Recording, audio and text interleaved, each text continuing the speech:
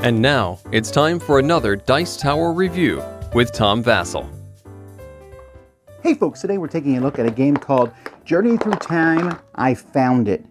When I was a kid, or last week, I always loved Where's Waldo books, trying to find objects in these pages full of stuff. In fact, I have a poster at my house of different comic book characters or cartoon characters because I just love that idea.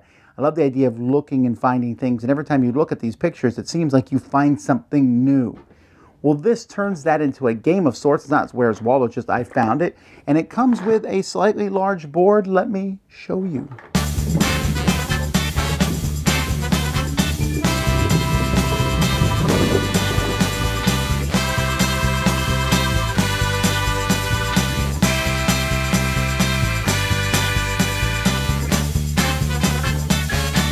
Okay, so here's the board. Oh wait, here's the board. No, more.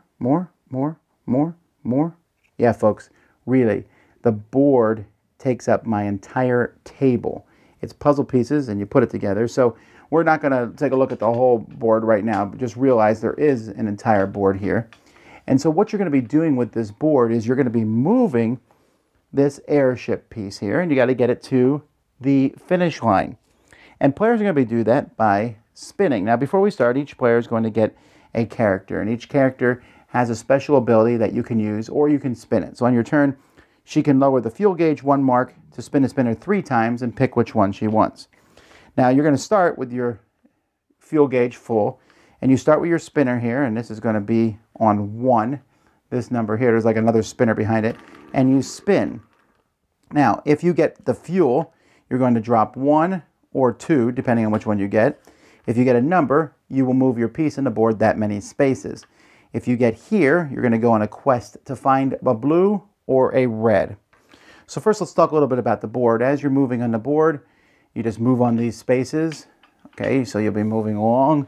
When you get to some spots, you'll have a chance to decide which direction you want to go to. If you land on these warp spots here, this one, it will take you all the way up to the top of that warp area.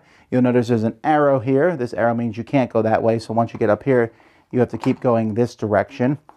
Sometimes you will land on certain spots on the board. There's a ring spot down here, and that just basically means you are going to do a search, but you can pick the color blue or red.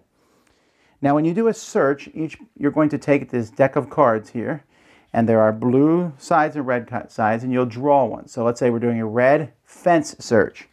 So at that point, all the players are going to spend time looking all over the board for fences.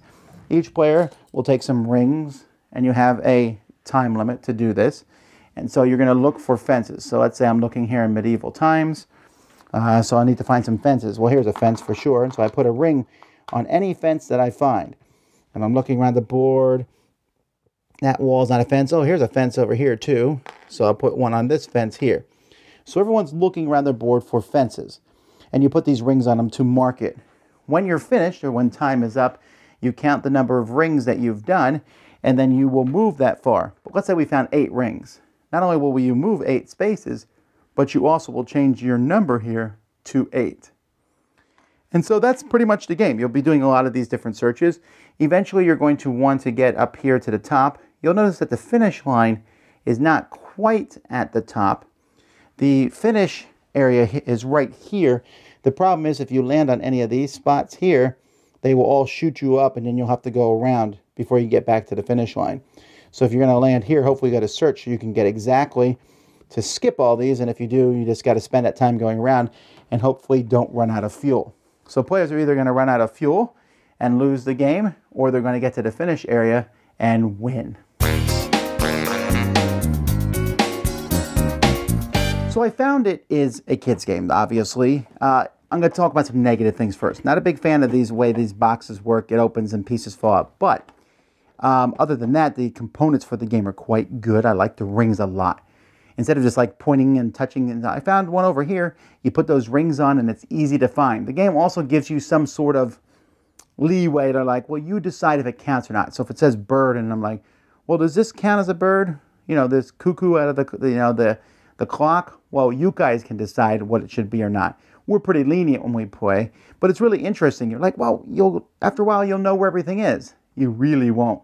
There's a lot of cards in the game, and you're probably only going to go through maybe 6 or 7 of them, or maybe 10 at the most over the course of a game, but the cards are double-sided. You won't find everything the first time. To find all 12 of each item, or 12 is the maximum, it's going to be something that happens very rarely.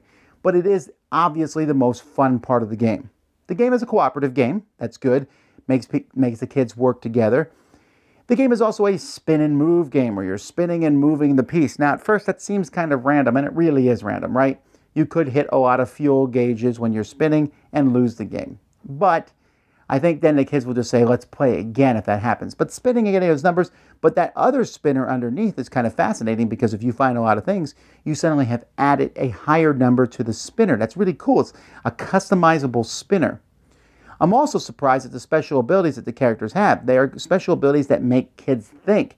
Like the one I showed you where she can take one negative fuel and then spin a spinner 3 times and pick which one you want.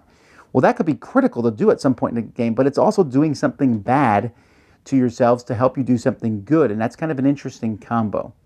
The board is great. Obviously, you're going to need a lot of space to set it up, but it's huge. There's tons of stuff. It's essentially like 5 pages of a Where's Waldo book on the table. And there's also some strategy like, okay, we're looking for objects. We only want to find 5 because if we find 5, we'll land in this warp thing, which will shoot us up, and that's way better than finding 8. However, we want to find, or maybe we want a bigger number so that there's a higher number on the spinner. You will lose the game sometimes because of bad luck. You will win the game sometimes because of good luck. But either way, I think the kids will have fun as they look throughout it and find it. When we played this game with my kids, they said, Dad, we're keeping this game. Please, please, please, please, please, please, please. Because we don't keep every game that comes across our shelves. But this one, they really wanted to play. They loved working together. They would each take a portion of the board and say, I'll look at this one and find these objects. It was a great team-building exercise for me and my kids. Really enjoyed it. That is Journey Through Time. I found it. Dice Tower Judgment, approved. Thanks so much for watching the Dice Tower videos. Find more great videos and reviews as well as our top-rated audio podcast at Dicetower.com. You can also find other great shows at Dicetowernetwork.com. I'm Eric Summerer, and you've been watching The Dice Tower. The Dice Tower is sponsored by Cool Stuff Inc., where you can find great games for great prices. Cool stuff in stock. Check them out at CoolStuffInc.com. Shut the door.